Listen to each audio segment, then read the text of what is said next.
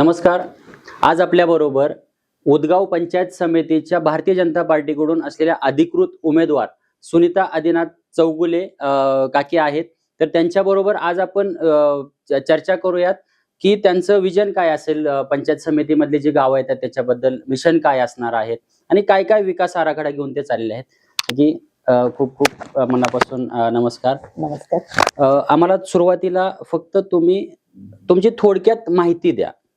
नमस्कार, मी सुनीता आदिनाथ चौगुले. उदगाव पंचायत समिती गण 45 मध्ये मला भारतीय जनता पार्टीने जी उमेदवारी दिल्या कमळ चिन्हावर लढायचं ते मी माझं भाग्य समजतो.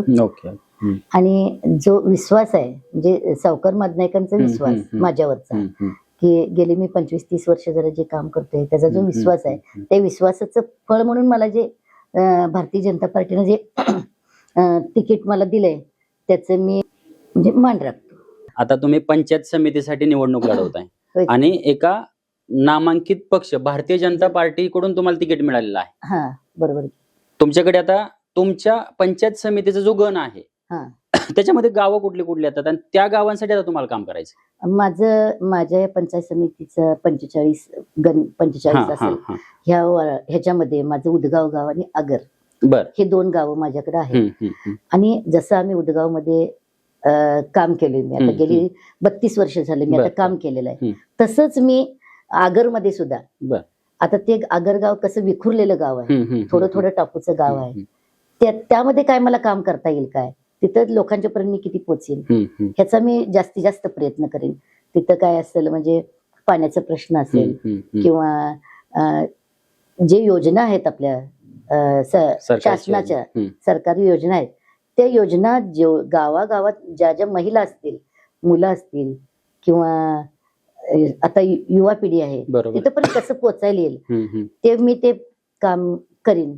अगदी म्हणजे तळमळीनं काम करण्याचा मी प्रयत्न करेन. बर, तुम्हाला राजकारणाचं सुरुवातच म्हणजे माग तुम्ही बिनविरोध निवडून आला. होय. ह्याच्या अगोदर काय राजकीय वारसा नव्हता, सामाजिक कार्य तर तुम्ही भरपूर सांगितलं केलंय. मध्ये आपल्याकडे कोरोना सारखी महामारी सुद्धा आलती, त्याच्यामध्ये काय तुमचं सामाजिक कार्य झाले? आणि योगायोग काय झालं सांगू काय, जसं आम्ही निवडणूक आमची झाली तो 2021 म्हणजे ते करोना काळच होता. बरोबर आहे. त्याच पिरियड मध्ये आम्ही ग्रामपंचायत मध्ये गेलो आणि ती करोनाच्या वेळेमध्ये ते आम्हाला सेवा करायची संधी मिळाली. करोना काळामध्ये जो होता भाग त्यामध्ये आम्हाला जनतेची सेवा करायला मिळाली. त्यांच्यापर्यंत पोचायचं कसं, काय करायला पाहिजे ते सगळं आम्हाला ते मला एक म्हणजे मिळालेली संधीच होती की जे लोकांच्या पर्यंत पोचायचं, आरोग्याच्या दृष्टीनं काय असेल ते आम्हाला करायची संधी मिळाली. बर. आता तुम्ही प्रचारासाठी वगैरे फिरत असाल गावामध्ये किंवा तुमची जी काही 2 गावं आहेत त्याच्यामध्ये, तिथं प्रचारासाठी फिरत असताना तुम्हाला प्रामुख्याने तिथल्या काय अडचणी काय वाटतात की ह्या गोष्टी आता केल्या पाहिजेत? आता प्रचारासाठी फिरतात ज्या वेळेला आम्ही फिरायला आलोय त्यावेळेला आम्हाला जातानाच दिसतंय की आमच्या गावात रस्ते कमी आहेत. कारण त्याचा उद्देश काय म्हणजे पाणी पुरवठ्याची योजना जी आहे आमच्या गावामध्ये ती योजना आम्ही राबवलेली आहे. जवळजवळ 7 ते 8 कोटीचं काम आहे ते आम्ही ते राबवले असल्यामुळे ते रस्ता सगळा उकरलेला आहे. अगदी अगदी छान होते रस्ते आमच्या गावात, रस्त्याचा काही प्रॉब्लेम पण नव्हता.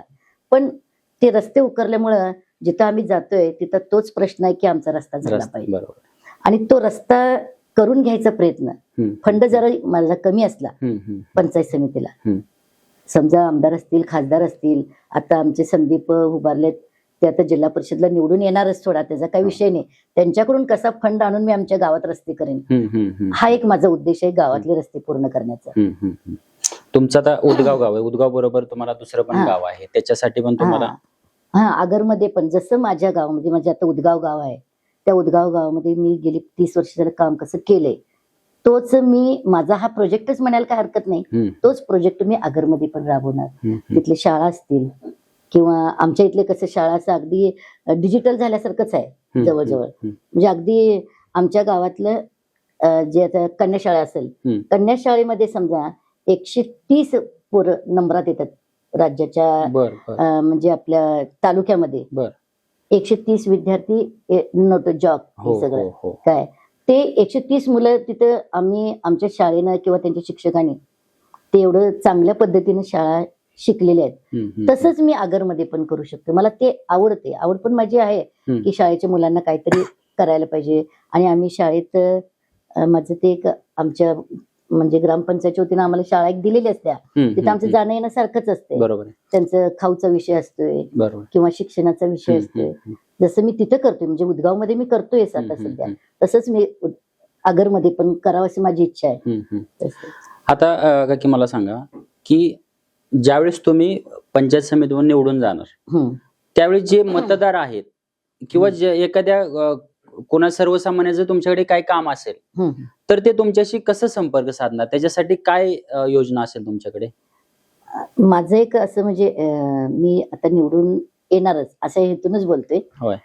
तर मी कसं एक 8 महिन्यात नाही एक असं एक महिलांच्यासाठी असेल किंवा म्हणजे बाकीची सगळ्यांच्यासाठी एक दिवस निवडेन आणि त्या दिवशी सगळ्यांना ते मी त्यांचं जे प्रश्न असतील गावासाठी असू दे कुठल्याही ह्याच्या असू दे आणि महिलांच्यासाठी असू दे. महिला आता माझं कसं म्हणजे आता महिला मी एक जास्त दिवस काम केल्यामुळं महिलांच्या तक्रारी असतील ते माझ्याकडे जर जास्त असतात. तंटामुक्तीचं मी काम करत होतो ग्रामपंचायत मध्ये. की आम्हाला असं पण एक समजतंय की तुम्हाला विरोधी गटाकडून पण तिकिटासाठी काहीतरी ऑफर होते.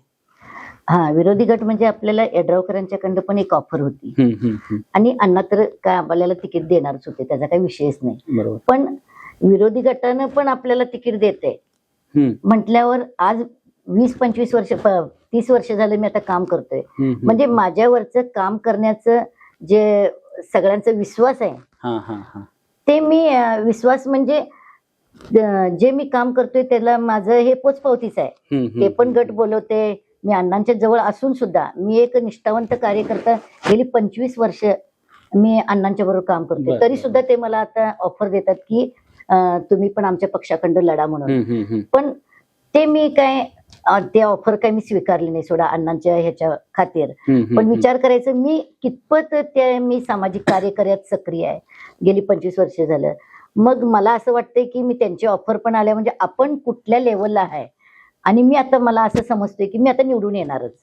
म्हणजे ज्या पद्धतीने दोन्ही पक्ष तुम्हाला तिकिटासाठी एवढं ओढाओढ करत होते तर याचा अर्थ कसं होतंय निवडून येणाऱ्या उमेदवाराला जास्त भाव दिला जातो.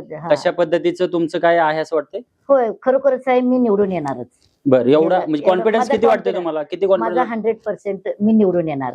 माझ्या गावावर मी जे केलेल्या कामावर माझा जो विश्वास आहे जो मी प्रामाणिकपणे आतापर्यंत चळवळीत असेल किंवा माझं सामाजिक कार्य गावासाठी जे केलेलं आहे आणि माझ्या आगरसाठी पण जे करणार आहे ह्या विश्वासानं मी 100% निवडून ही येणारच आहे. बर. आता तुम्हाला काही अनुभव असेल, तुम्ही ग्रामपंचायत मध्ये पण 5 वर्ष काम केलेलं आहे. तर राजकारणामध्ये काय होतं, कॉन्ट्रॅक्टरच्या माध्यमातून किंवा काम करत असताना भ्रष्टाचार होतो. होय. तर जर भ्रष्टाचार कुठं होतोय असं वाटत असेल तुम्हाला किंवा जर जाणवलं तर त्याच्यासाठी काय करणार तुम्ही? भ्रष्टाचार हे आपल्या तत्वात नाही किंवा आमचे सावकारांना म्हणतात. त्यांनी एवढं सभापती पद स्वीकारलं, 2 वेळा जिल्हा परिषद लढवलं, ते स्वच्छ मनाचे माणूस. तसं त्यांच्या पावलावर पाऊल टाकून आम्ही म्हणजे अजिबात भ्रष्टाचार होणार नाही. जिथं होत असेल अण्णा जरी असले आणि माझे जे आतापर्यंतचे कार्यकर्ते आहेत किंवा माझ्यावर निवडून आलेले लोक आहेत ते आम्ही लढलोय. गेली 5 वर्ष भ्रष्टाचाराच्या विरोधातच लढलोय आम्ही. केसेस पण विरोधातच आहेत आमचे. कोण भ्रष्टाचार केला की घाल केस, असं आमचं एक हे झालंय. म्हणजे आम्हाला काय म्हणतात, तुम्ही भांडताय कशासाठी? भ्रष्टाचार होऊ नये ह्या हेतून आतापर्यंत आम्ही म्हणजे भांडलेलोच आहे. गेली 5 वर्ष जसं आम्ही निवडून तिथं गेलोय, कुणाचा भ्रष्टाचार दिसला की आम्ही 9च्या 9 जण तुटून तिथं पडलेलोच आहे. आणि माझ्या बरोबर सांगतो, माझ्या गावातली असतील, माझ्या बरोबरची युवा पिढी असेल, ती सुद्धा आमच्या पाठीवर खंबीरपणे आमच्या पाठीवर राहिलेले आहेत. महिला असू दे, तरुण वर्ग असू दे, सगळ्यांनी आमच्या ग्रामपंचायतीचे जे सदस्य आहे मी, अण्णा असतील, अण्णांच्या पाठीवर अगदी अख्खं गाव तुम्ही म्हटलं तर काय वावगं ठरणार नाही.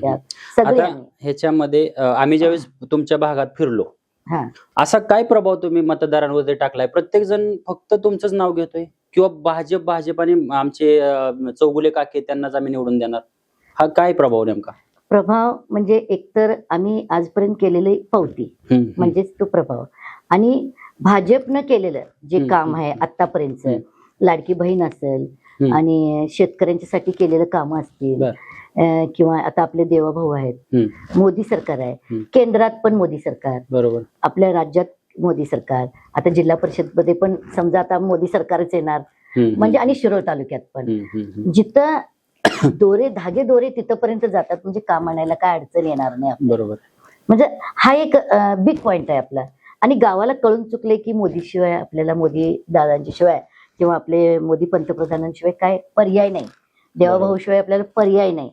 म्हणजे हे जे आहे आणि तिथून आपल्याला काम मिळते, आणायला येते, जे आपली जिथं जिथं आतापर्यंत काँग्रेस होतं आपल्याला तिथपर्यंत पोहोचायला संधी नव्हती. बरोबर, काँग्रेसनं आम्ही कुठंपर्यंत आहे, चला बाहेर, तेवढं सांगितलं, आम्ही हात जोडलं, बाहेर आलं.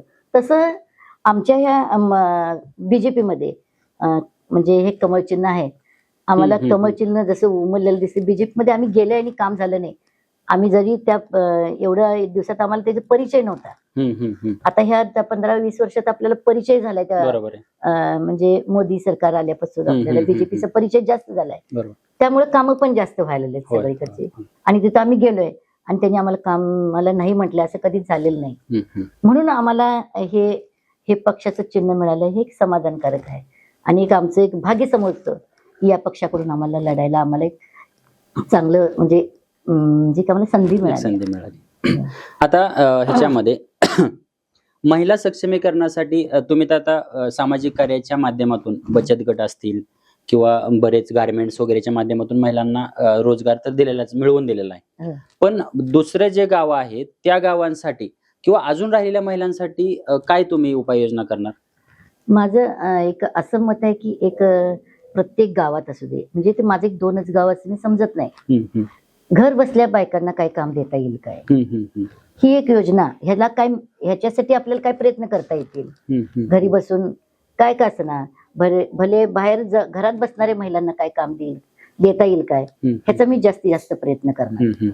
आणि आता कसं म्हणजे महिलांना कसं आहे की बाहेर जाऊन शेतात मजूर काम करायचं जरा बायकांचं ओघ कसं आधुनिकीकरण झाल्यामुळे बायकांना काम नाही आहे जास्त.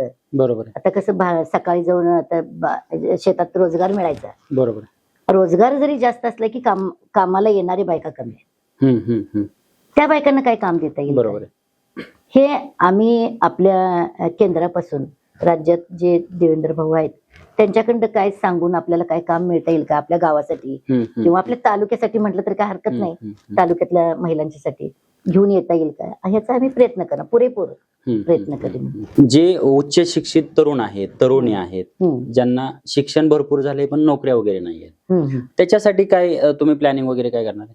मी म्हटलं तरी पण उदगाव आणि आगरच्या बाबतीतच म्हटलं तर आमच्या गावाला एक अक्कीवाटे औद्योगिक सोसायटी आहे, म्हणजे औद्योगिक वसाहत आहे ती. त्या वसाहतीत असं जे कंपन्या आहेत त्यांना आता आम्ही सध्या सुद्धा एखाद्या महिलेला काम नसलं आमच्यापर्यंत आली किंवा अण्णांच्या ह्याच्यामध्ये अण्णांना जरी कुणी म्हटलं अण्णा हे माझं काम मला पाहिजे आणि मला या कंपनीत तुम्ही मला त्यांच्या शब्दाला मान असल्यामुळे, अण्णांच्या शब्दाला मान असल्यामुळे कसं होतंय, अण्णाने एक शब्द टाकला आणि त्या कंपनीत आपल्याला काम मिळालं नाही असं कुठल्याच महिलेला झालेलं नाही. त्यामुळं आम्ही ते जास्तीत जास्त तिथं महिला कसं जातील, नाही गेल्या तर आपण तर एक काम आणणारच आहे, बरोबर, त्या माध्यमातलं काम तर देतोयच आपण.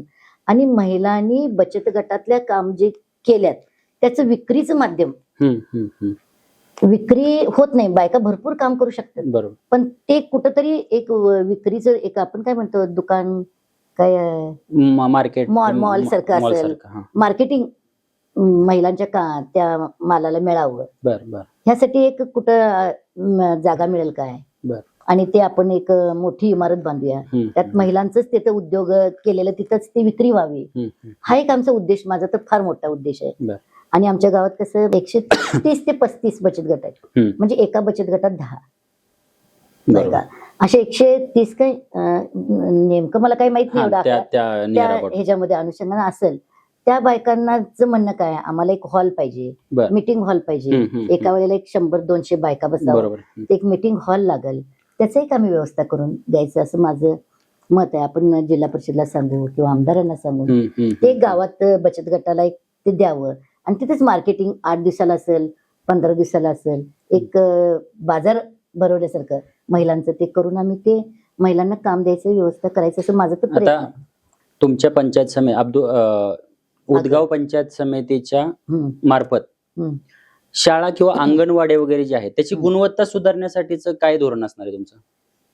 शाळेत गुणवत्ता तर आता बऱ्यापैकी आम्ही जसं गुणवत्ता सुधारण्यासाठी जसं आम्ही घरोघरी जाऊन, मी स्वतः ज्या वेळेला पण ग्रामपंचायतमध्ये होतो, शाळेतल्या शिक्षकांच्या बरोबर आम्ही कसं फिरायचो की बाबा ही शाळा आपली चांगली आहे आणि ह्या शाळेत तुम्ही जर मुलांना घातलं तर तुमचं म्हणजे कपडे असतील, दप्तर असेल, सगळं ते फ्री मिळते आणि तुम्ही तुमच्या मुलांना आमच्या जिल्हा परिषदच्या शाळेत घाला.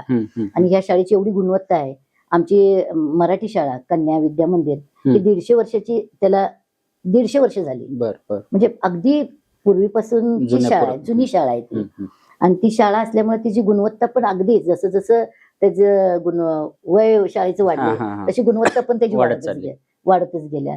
त्या शाळेत घातला की चांगलं होईल आणि आम्ही त्याचा पाठपुरावा पण करतो. जसं मुलांना तिथं आम्ही आणलंय म्हटल्यावर ते शाळेकडे पण आमचं जास्तीत जास्त लक्ष असतं. मग ते पण, आणि देसाई शाळा पण 150 वर्ष झाली मुलांची शाळा आहे. आणि अंगणवाड्यात नाही म्हटलं तर 15 अंगणवाड्या आहेत आमच्या गावामध्ये, पूर्ण डिजिटल आहेत. अगदी म्हणजे शाळा आमच्या तसंच आगरमध्ये पण डिजिटल करायचं आणि ह्या शाळेची कशी गुणवत्ता आहे तसं आगरची पण करावं आणि आपल्या उदगाव मतदारसंघातनं पण ते व्हावं. आणि सगळे जसे 8 गाव आहेत आपली, आता आम्ही 2 गावातच नाही, आमचे उदगाव मतदारसंघातनं उभारले म्हटल्यावर त्या बाकीच्या गावांना पण धरून जायचं असं माझं एक मत आहे. माझं एक ठाम निर्णय आहे की सगळ्या गावात ते करायला पाहिजे. आणि गुणवत्ता म्हटलं तर आता कसं कॉन्व्हेंट शाळा आल्यात आपल्या, इंग्लिश मिडियम आल्या, जे जास्तीत जास्त मराठीला प्राधान्य द्यायचं असं माझा एक विषय. म्हणून आम्ही जे शिक्षक आता बाहेर पडून विद्यार्थ्यांचं कसं जमाव करतोय, आता 150 होते आता 200 झालेत शाळेत, म्हणजे ही गुणवत्ता वाढलेली शाळा आहे. म्हणजे ह्या माध्यमातून आम्ही आता सतत काम करत असतोय. आता तुम्ही तुमच्या गावामध्ये तर मतदारांना किंवा जे सर्वसामान्य आहेत त्यांना तर भेटत, पण जो दुसरं गाव आहे आगर, त्या गावातल्या लोकांना जर तुमच्या संपर्क साधायचा असेल तर काय करायला लागेल? संपर्क साधायचं म्हणजे आता मी तर निवडून येणार म्हणजे संपर्क वाढणारच माझा. म्हणजे असा विषय की निवडून आलो म्हणजे मग आमचा संपर्क वाढला आणि मी जाईन तिथं त्या गावामध्ये जाऊन तिथे एक जास्तीत जास्त कसं लोकांच्या पर्यंत पोचेन. भेटीगाठी सदरात असू दे, महिन्यातनं एकदा असू दे, भले 2दा जायला लागू दे, भले रोज मला त्या कामासाठी बोलवलं तरी मी तिथं जाणार. त्यांनी नुसतं एक मला सांगावं, माझ्याकडे निरोप यावा, हे माझं म्हणजे चौगले वहिनी माझं हे काम करायचं आहे, मी तिथं अवश्य 10 मिनिटात तिथं पोचायची जबाबदारी माझी.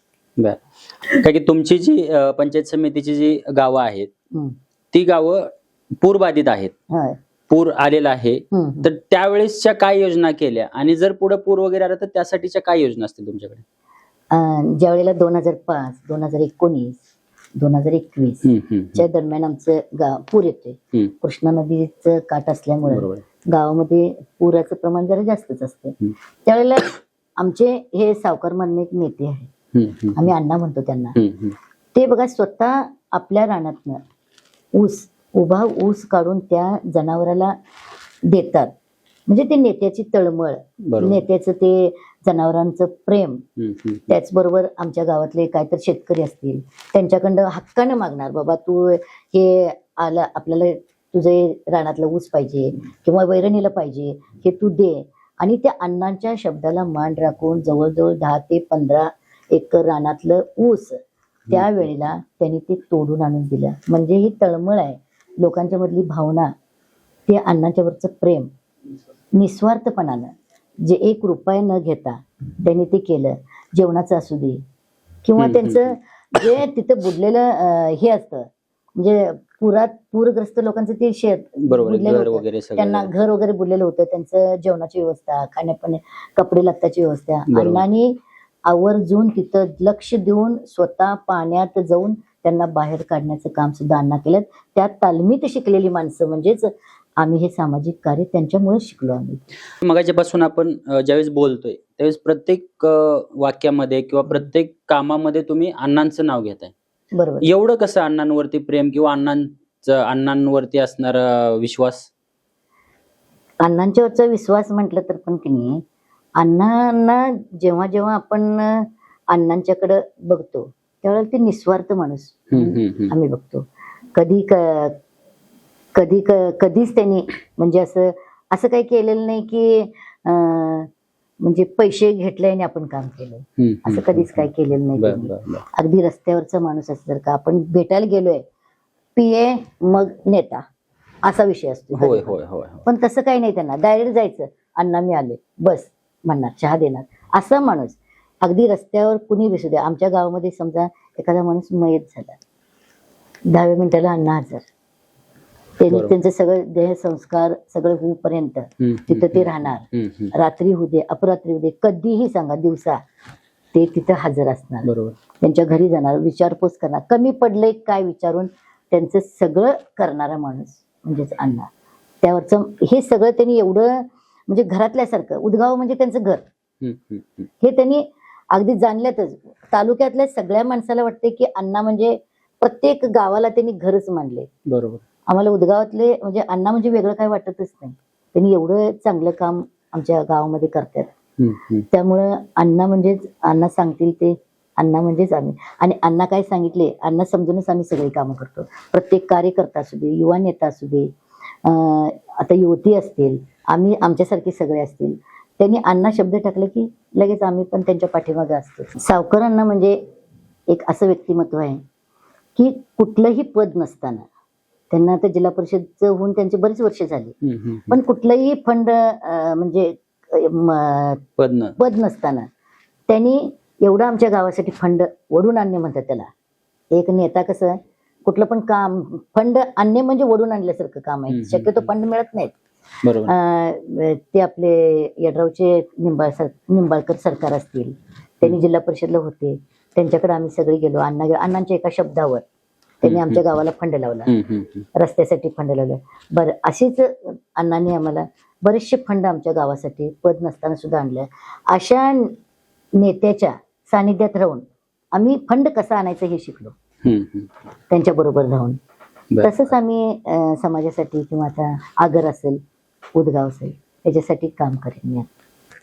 आम्ही पण काही ठिकाणी थोडं बघितलं असतं किंवा बातम्या वगैरे बघितल्या किंवा फिरल्या असता, असं आम्हाला ऐकायला मिळतंय की अण्णांनी खूप नेते उभे केले.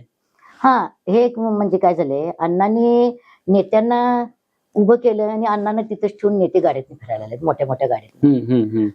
पण असं नाही की अण्णांना वर हात द्यावा आणि अण्णांना पण काढावं. त्यांनी तळागाळात अगदी नाव नसताना सुद्धा त्यांना नावारूपाला आणून अगदी मोठ्या पदावर नेऊन अण्णांनी ज्यांना ज्यांना बसवलं त्यांनी अण्णांचा विश्वासघात केलाय. हे मात्र तेवढं सत्य आहे. पण आम्ही कार्यकर्ते असं आहे की अण्णांना वर आणल्याशिवाय ठेवणार. अण्णा आमचा अगदी चांगल्या पदाला कुठलं तर अण्णांना काम अण्णांना संधी मिळावी ही आमची अपेक्षा आहे. म्हणजे एवढं वर्ष त्यांनी पण काम केलं, 25 वर्ष संघटनेतनं काम केलं. ऊसाचा दर मिळावा म्हणून लाट्या काट्या खाल्ल्या, 40 केसेस अंगावर घेतल्या. इव्हन आम्ही सुद्धा, माझ्या सुद्धा अंगावर 1-2 केस होते, ते एवढे केसेस घेतले. पण त्यांना काय मिळालं त्यातनं? मिळण्यासाठी नाही, अण्णांचं मत मिळण्यासाठी त्यांनी काम कधीच केलं नाही. पण ज्या माणसाला पद नसताना काम करायचं संधी, पद असलं तर काम होते, पण पदच नाही तिथं ते माणूस काय काम करणार? चळवळीतल्या माणसाला कुठं तर वर न्यायचं आहे. सगळ्यांनी डावललं म्हणून आम्ही गावकरी कधी डावलणार नाही, मतदार कधी डावलणार नाही. आम्ही आमच्या नेत्याला कधी काय का असणार, आमच्या नेत्याला कुठं पोचवायचं आहे तिथं आम्ही पोचवल्याशिवाय गप्प बसणार नाही. काकी धन्यवाद, आमच्या बरोबर वेळ दिला आणि खूप खूप गप्पा मारल्या त्याबद्दल मनापासून खूप खूप धन्यवाद.